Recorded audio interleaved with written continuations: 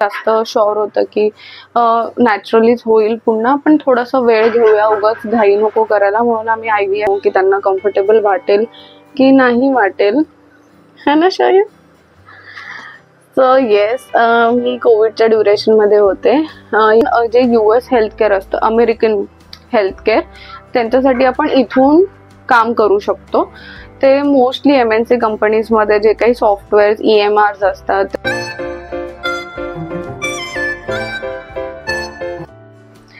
हाय, hello आणि नमस्कार तुम्हा सर्वांना. आजच्या नवीन ब्लॉग आणि माझ्या चॅनल स्नेहल अँड सुमितमध्ये तुमचं सर्वांचं मनापासून पुन्हा एकदा स्वागत आहे.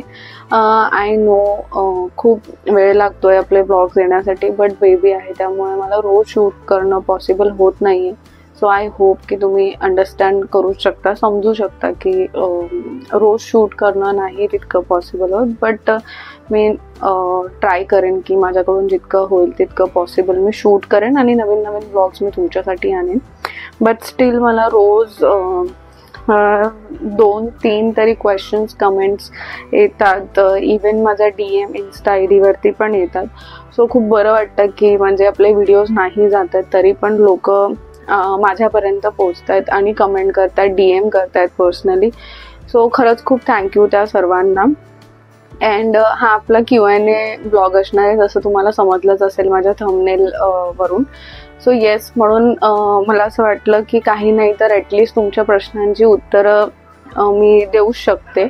सो येस, मग आपण स्टार्ट करूया. मी इथे नोट डाऊन केलेत जे जे काही होते क्वेश्चन्स.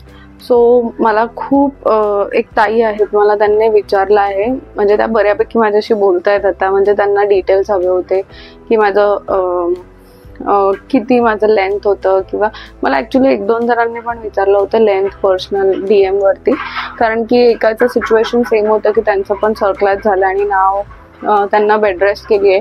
आणि अजून एक ताई होत्या दुसऱ्या, त्यांना पण सेम, इवन त्यांच्या रिलेटिव्हमध्ये कोणीतरी आहे. सो त्या विचारत होत्या आणि हा एक क्वेश्चन मला बराच 2-3 वेळा रिपिटेटिव्ह वाटला. सो म्हणून मी हा क्वेश्चन घेतला आहे. तो असा आहे की मी कन्सीव्ह कसं केलं, नॅचरली मीन्स IUI की IVF काइंड ऑफ की नॉर्मली.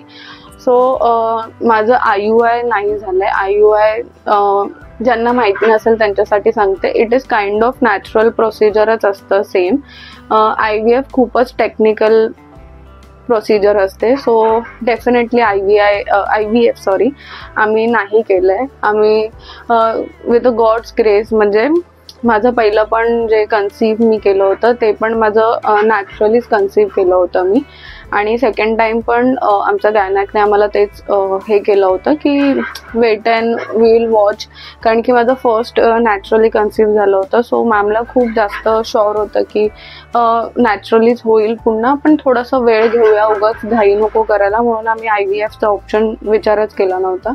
सेकंड IUI नाही, कारण की IUI मोस्टली ना कोणासाठी केलं जातं, ज्यांचं स्पर्म काउंट कमी असतो, किंवा जे फिमेल्समध्ये जे फर्टाईल एग्स किंवा जे मॅच्युअर्ड एग्सचा जे काउंट असतो जो तेव्हा कमी होतो, आणि मेल्समध्ये स्पर्म काउंट जेव्हा कमी असतो तेव्हा जनरली, आणि नॅचरली सुद्धा जर कन्सीव्ह होत नसेल तर तेव्हा जनरली IUI पण सजेस्ट केलं जातं. बट इन आर केस आम्हाला IUI पण सजेस्ट केलं नव्हतं. आम्हाला असं सांगितलं होतं की जर माझं नॅचरल आहे so will wait and watch की कसं आहे, मोस्टली होईल. सो माझं एकदम नॅचरल मी कन्सीव्ह केलं आहे. मी फक्त जस्ट एक फॉलिक ॲसिड, जे सगळ्यांनाच माहिती असेल की जे कोणी प्लॅन करतात प्रेग्नन्सीज त्यांच्यासाठी सगळे गायनॅक्स तेच देतात, फॉलिकेट. सो मी ते घेत होते. सो माझा नॅचरल कन्सीव्ह आहे.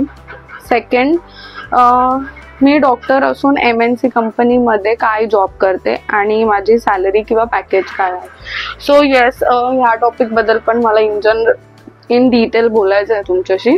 बट आत्ता सध्या ह्या प्रश्नाला उत्तर देण्यासाठी हे आहे की जरी तुम्ही कोणत्याही मेडिकल बॅकग्राऊंडला बिलॉंग करत असाल तरी तुम्ही MNC कंपनीज IT फील्डमध्ये पण जाऊ शकता. IT is totally different, the software one. And this is me physiotherapist आहे बाय प्रोफेशन. सो मी जिथे काम करते किंवा मी करत आले लास्ट 2-3 इयर्स MNC कंपनीजमध्ये, ते हे आहे की आपण जे US हेल्थकेअर असतं, अमेरिकन हेल्थकेअर, त्यांच्यासाठी आपण इथून काम करू शकतो. ते मोस्टली MNC कंपनीजमध्ये जे काही सॉफ्टवेअर्स EMRs असतात, त्यांचे जे पण मेडिकल डॉक्युमेंट्स असतात, रेकॉर्ड्स असतात, OPD फॉलोअप्स असतात किंवा हॉस्पिटल फॉलोअप्स असतात, ते तुम्हाला इथून काइंड ऑफ, त्याच्यामध्ये पण खूप प्रकार आहेत.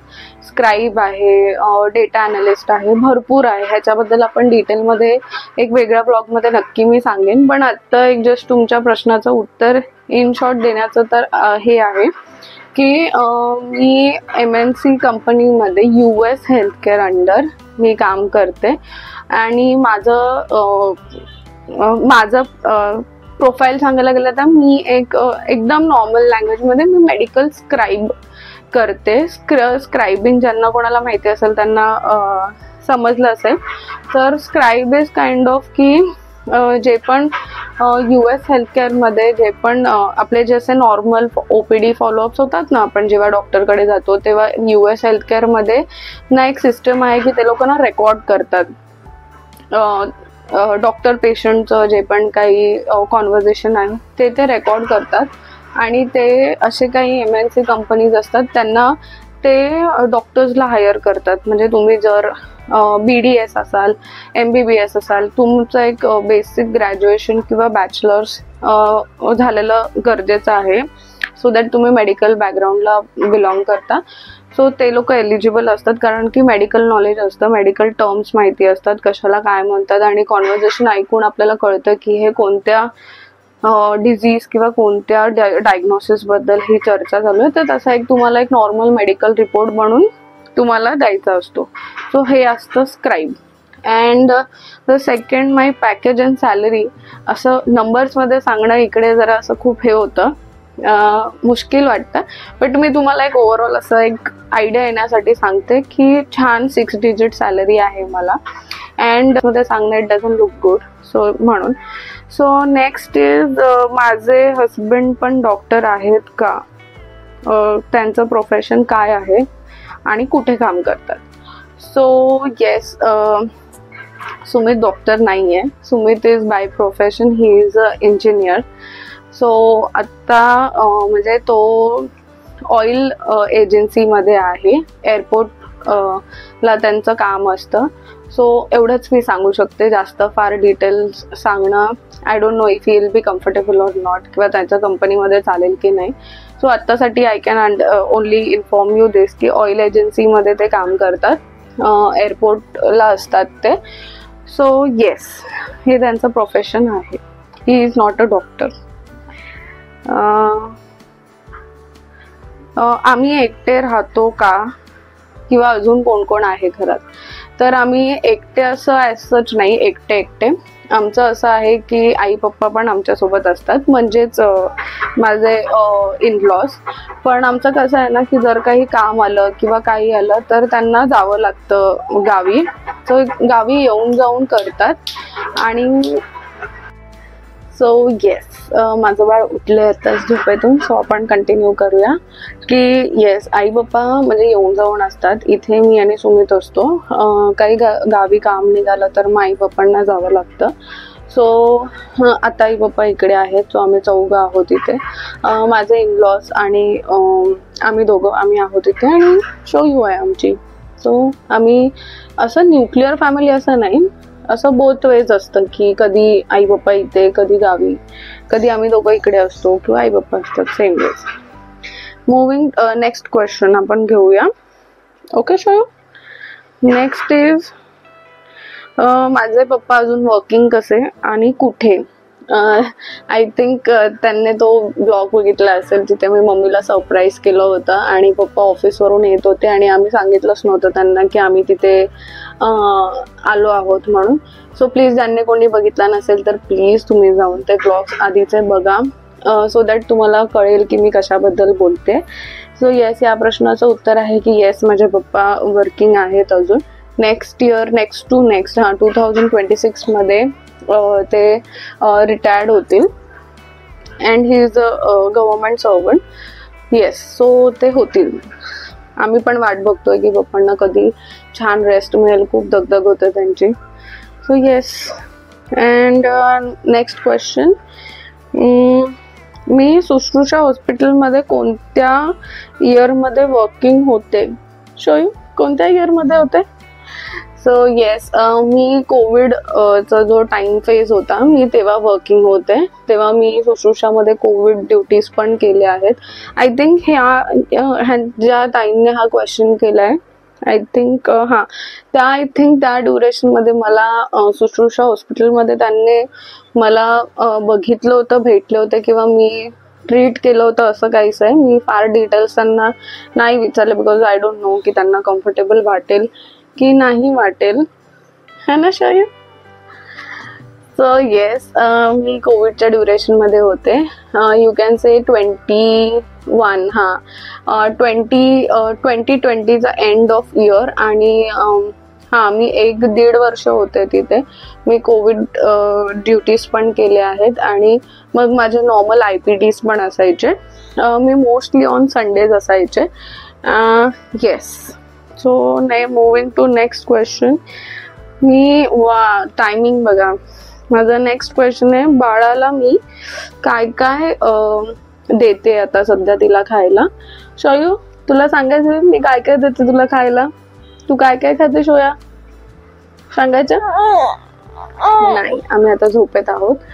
सो येस, मी तिला ना ऍक्च्युली मला तिचा बनवायचा होता ब्लॉग. मी लास्ट ब्लॉग बनवला पण आहे, लास्ट टू लास्ट, की मी तिला होममेड सेरेलॅक्स बनवते तिच्यासाठी आणि मी मोस्टली तेच देते तिला आणि वेगळं वेगळं देण्याचा मी प्रयत्न करते. सो येस, आता सध्या पोहा, मखाना, ओट्स आणि आपले सगळे तांदूळ, मिक्स दाल, त्याचं एक वेगळं रोस्ट करून सेरेलॅक्स बनवलं आहे.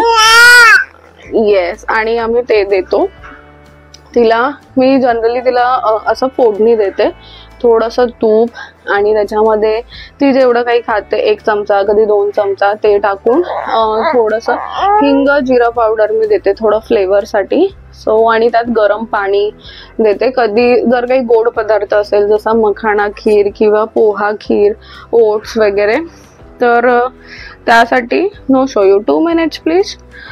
मग तेव्हा मी तिला खजूर देते किंवा अंजीर देते स्वीटनेससाठी.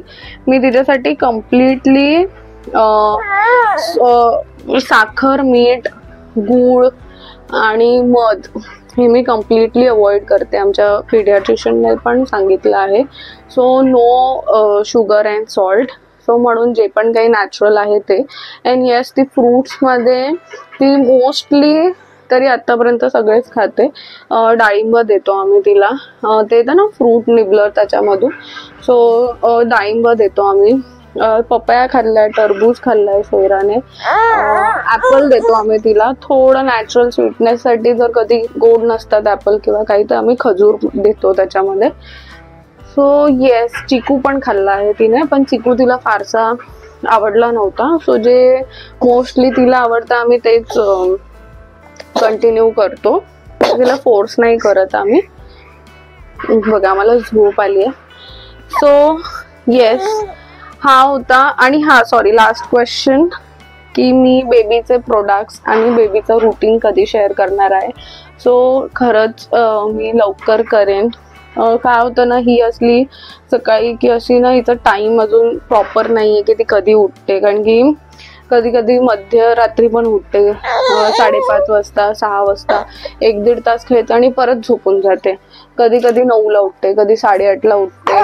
सो असं गडबड असते आमची. पण मी नक्की करेन प्रोडक्ट रिव्ह्यूचा, मी डेफिनेटली करेन की तिच्यासाठी मी कोणते प्रोडक्ट्स यूज करते ते मला करायचंच आहे. डेफिनेटली कमिंग वीकमध्ये मी शॉर्टली मी तुम्हाला तो व्लॉग देते सोयराच्या ऑल बेबी प्रोडक्ट्सचा. आणि तिचं रुटीन पण शेअर करण्याचा मी नक्की प्रयत्न करेन. आणि लवकरच आम्ही नेक्स्ट इयर म्हणजे जानेवारीमध्ये आम्ही बाहेर जाणार आहोत. सो तुम्ही प्लीज स्टे ट्यून राहा. खूप इंटरेस्टिंग व्लॉग्स तुम्हाला बघायला मिळतील. है ना शयू? कुठे जाणार आहे आपण? भूमी करायला? Where we are going? सांगायचंय तुला, बोलायचंय काही शाळा? Say hello. Hello. Say hi. Hi.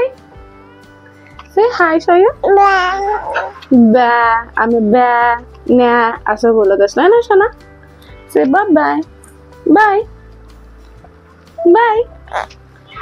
Okay, so हा होता आपला second Q&A vlog. I hope की मी तुमच्या सर्व प्रश्नांची उत्तरं दिली आहेत. आणि अजून सुद्धा तुम्हाला ह्याच्या व्यतिरिक्त काही जाणून घ्यायचं असेल तर please do like, share and subscribe my channel and comment also. तुम्ही मला इन्स्टाला पण DM करू शकता. मी ह्याच्यामध्येही माझा इन्स्टा ID मेन्शन करते. तुम्ही तिथेही मला कनेक्ट करू शकता. तुमचे काही क्वेश्चन्स असतील तर नक्की आपण बोलू. So thank you for watching my blog today. Bye bye.